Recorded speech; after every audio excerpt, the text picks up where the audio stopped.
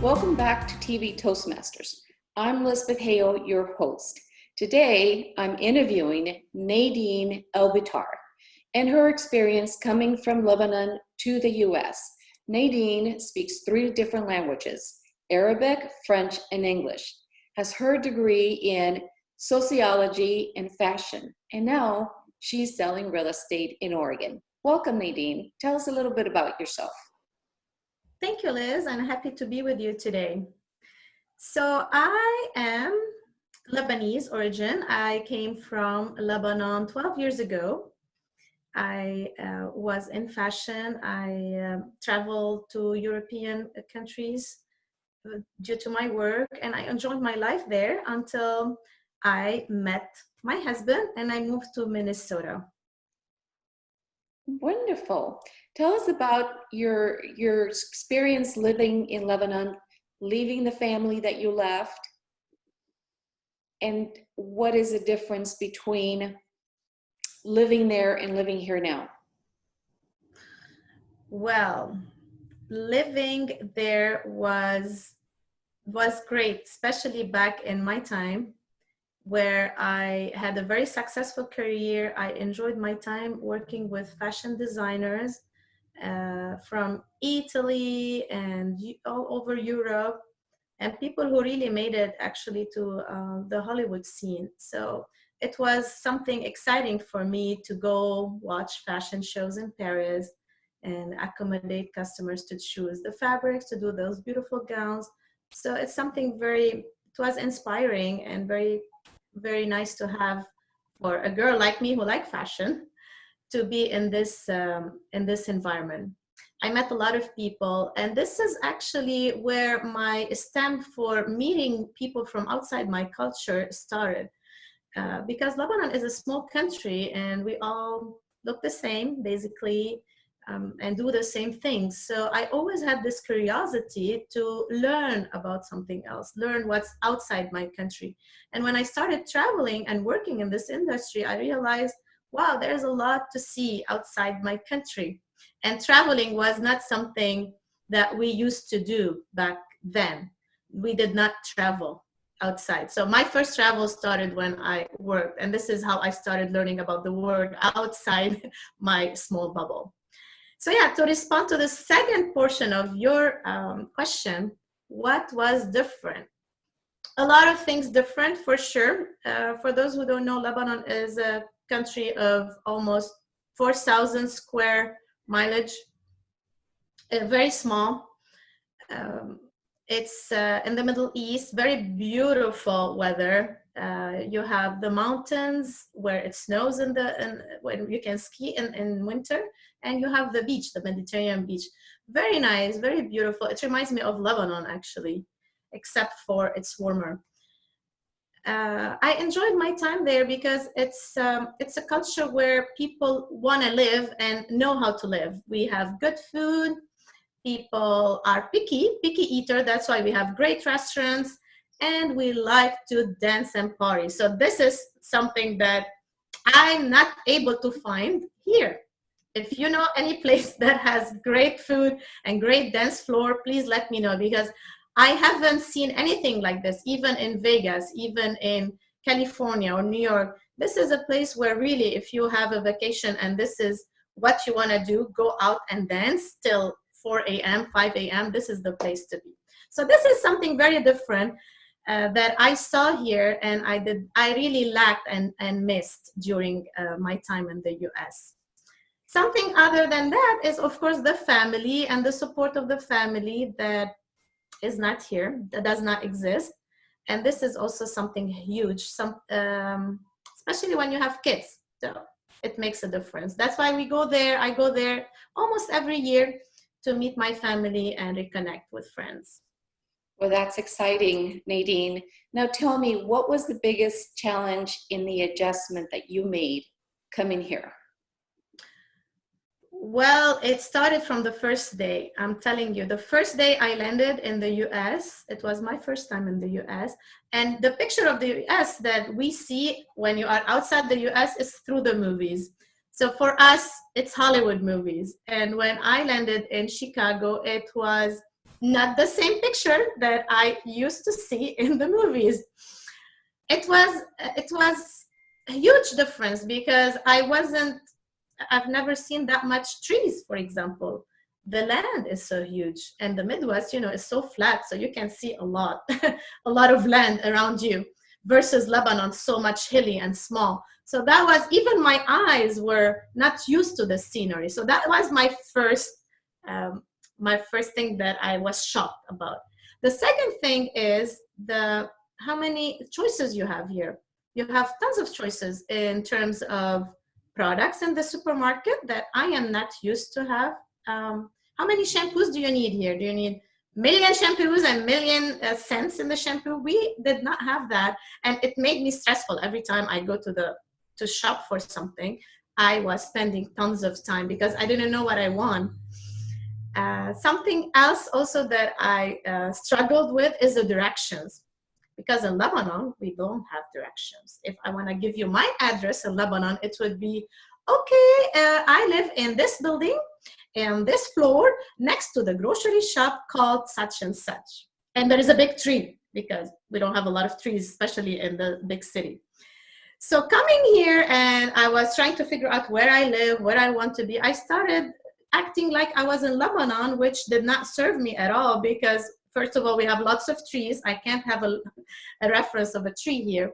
And second, which thing is that there is not only one place, there is million places from the same place. So not only one Walgreen that is close to me, there's a lot of lower greens around me. So that also made me lost in directions too. A lot of adjustments, a lot of changes, A lot of choices. A lot of choices, exactly. Interesting. So what point in your life since you've been here did the US become your home? I think the first year was beautiful because everything was new and I was super excited to learn and adjust.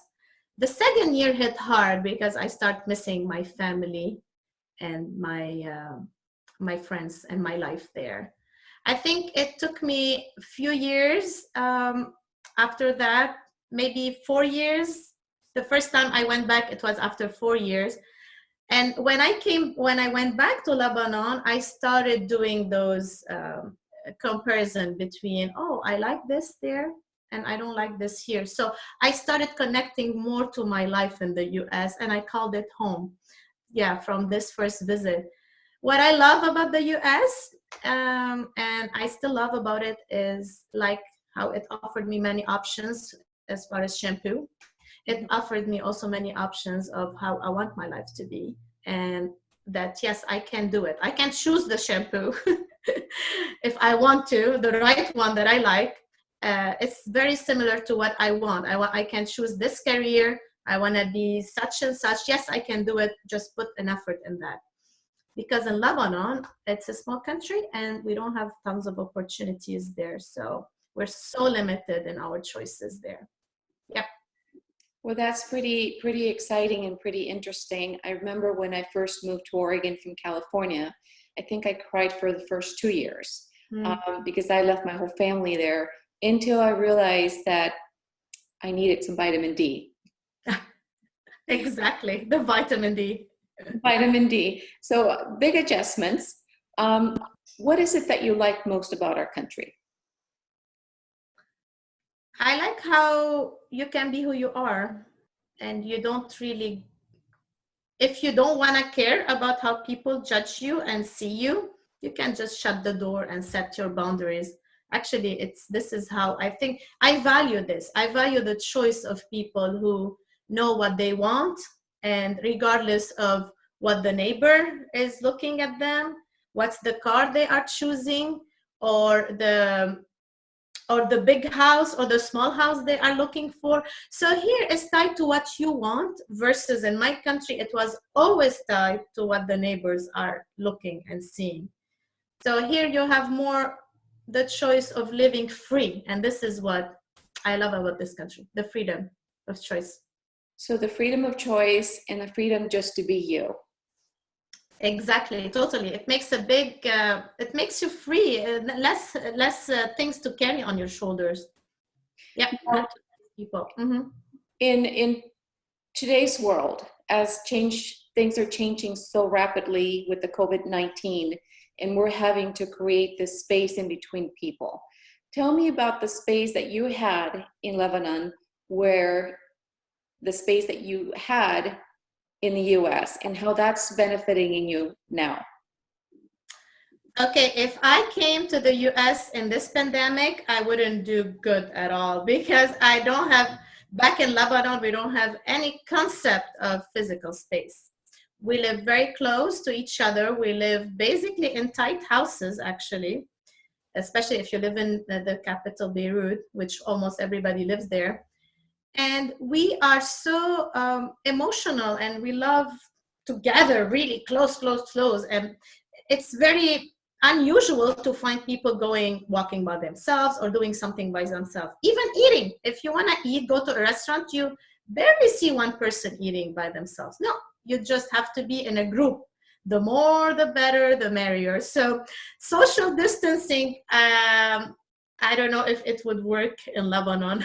Very hard to do, because for us, we get this intimacy from people, and this is how we get energy, and this is all about it. So if you see some people alone, you think, oh, they need probably some help. They are just not doing okay. Versus here, and this is also part of the adjustment that I struggled, and I sometimes still struggle, is sometimes cutting through lines, because for me, it's not rude, but it's okay. It's normal back there. Or being close to people, willing to be close to people. Yep. So when you got here, you had to keep your distance from people, because you couldn't get together, even if it was a stranger, or go sit at a restaurant next to a person that was just eating alone. And you had to practice that social distance, correct? Correct, and it was hard. I did not like it. Which now you've adjusted to. And from what we're experiencing, it's actually helped you. Yes, it helped me, of course, because now it becomes part of my life. I don't see it as hard or bad. I don't judge it anymore. Sometimes I like it, because I'm becoming, you are the product of your environment at the end of the day. And 12 years of consistently doing that, this is my identity probably now.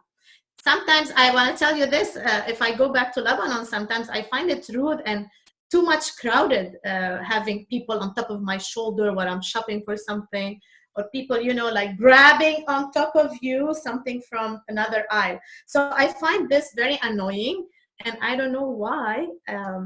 Yeah, and sometimes I ask myself why we don't learn the social distancing, because it makes ourselves feel better. Yep. Well, I'm sure all of us are learning something new, and keeping our distance from everybody is definitely key at this time. So tell me more a little bit about Toastmasters. How did you come to join Toastmasters, and how has that been helping you?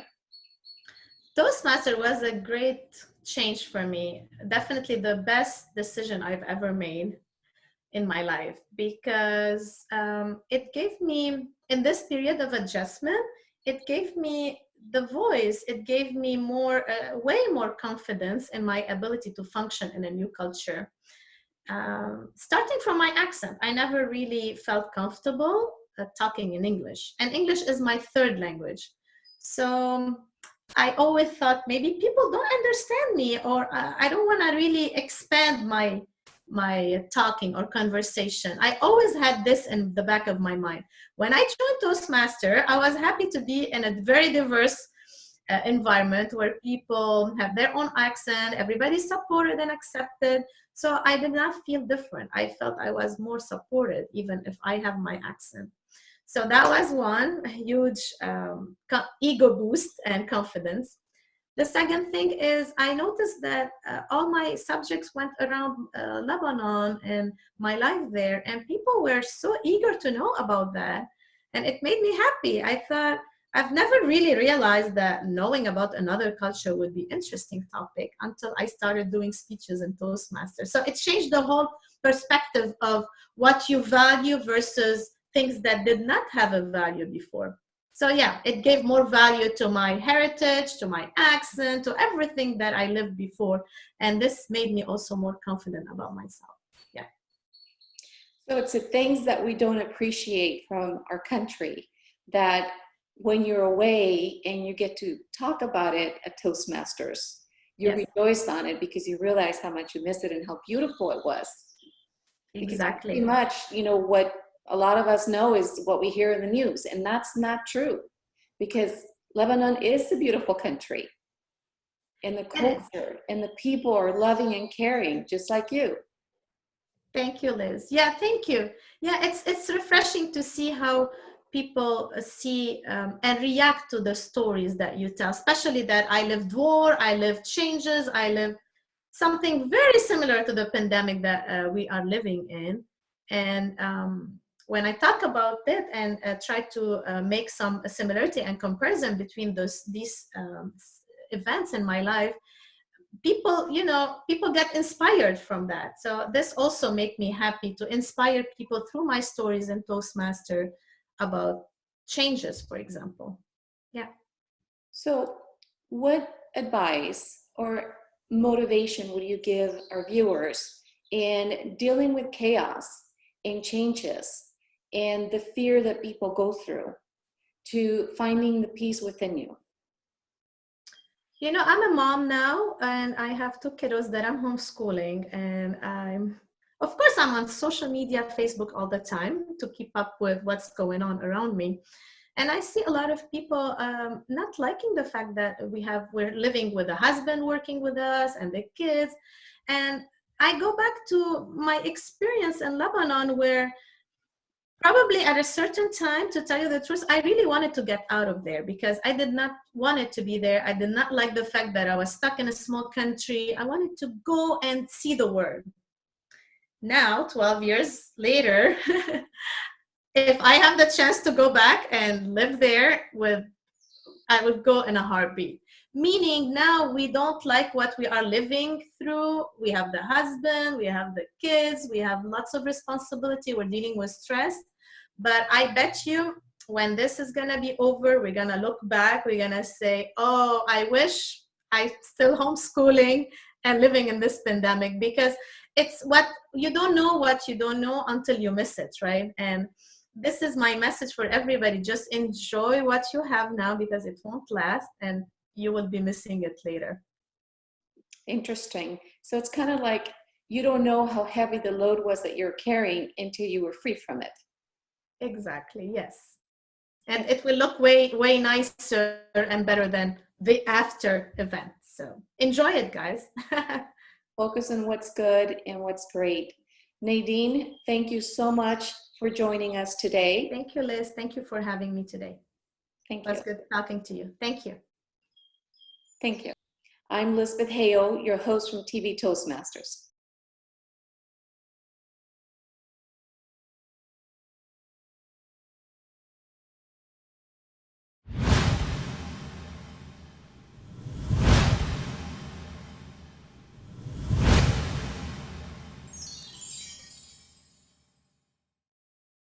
I joined Toastmasters to improve my speaking, listening, communication, and leadership skills. Toastmasters gave me incredible confidence. Confidence, Great listening skills. poise, Great leadership skills. Leadership skills. the ability to speak in public, Strength. A captive audience. quality feedback from the more experienced Toastmasters. Toastmasters really helped me improve my listening skills. Sales skills.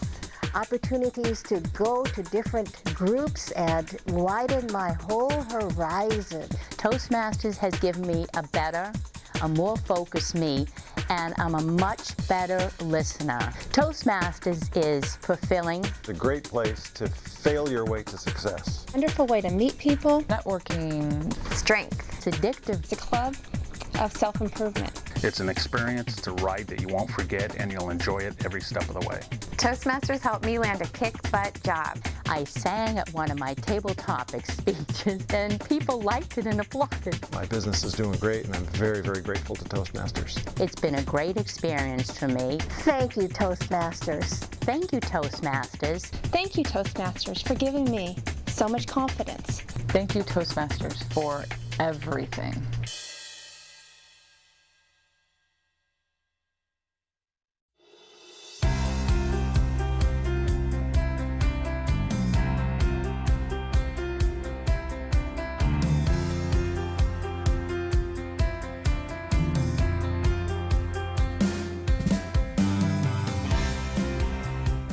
Welcome to an opportunity to take the next step of your professional speaking journey. I want you to be honest with yourself. Have you ever wished you were a star in a television show?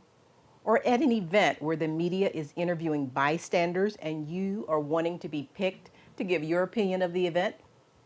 Or even in the smallest sense, you're at a sports game and secretly hope that your smiling face would appear on that big jumbo screen TV? But the jumbo screen always finds the fans with the painted faces. And you think to yourself, maybe next time. Well, what if I can offer you a chance to be on TV? Would you take it? That is what I want to offer you now. I'm Dottie Love, Associate TV Producer and Director. Toastmasters International is one of the largest organizations whose mission is to help improve your speaking skills. And District 7 is expanding your opportunities to do speaking via television. We have 4 fully equipped television studios and TV Toastmaster broadcasts to over 500,000 homes, plus a YouTube channel. Who knew? We want to invite you to take advantage of using media and television, either in front or behind the scenes. Let me share a few options that you have. First, you can be a guest on a show. Highlight your business or hobby or your community interest. Anything you're passionate about. Be a featured guest. Secondly, you can train to be a host on an ongoing TV segment. We will train you for that. Third, what about creating your own talk show? We will train you for that as well and give you access to a community media studio to do just that. Or lastly, be behind the scenes, either running a camera or editing shows. You decide which avenue is best for you, and our TV Toastmasters team will help you to navigate to get the most out of your media experience. Personally, I've done them all. I started as a guest, went to hosting, up to directing my own TV show. I don't tell you this to impress you. I tell you this to impress upon you that your personal growth with Toastmasters is directly related to what you take advantage of. And I encourage you to be bold in looking for opportunities to stretch and grow. If this intrigues you, or if you have club members who you think that might be interested in this, please contact us here at TV Toastmasters. I'm Dottie Love, and you can reach me or any of us in the TV Toastmasters family at the contact information at the bottom of the screen. You can also find us on the web. Our website is 7512.toastmastersclub.org. Hi, I'm Deb Hart.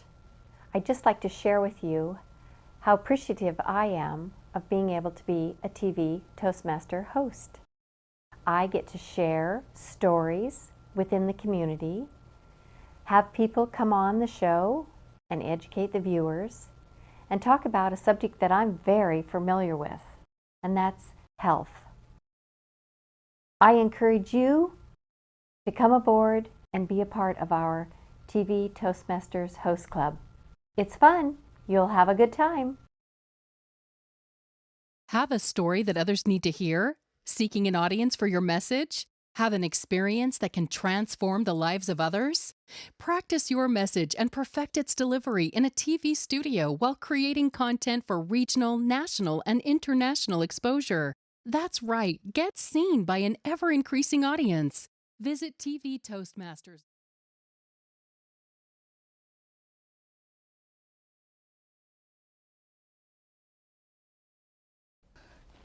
Ken Coombs here speaking about TV Toastmasters.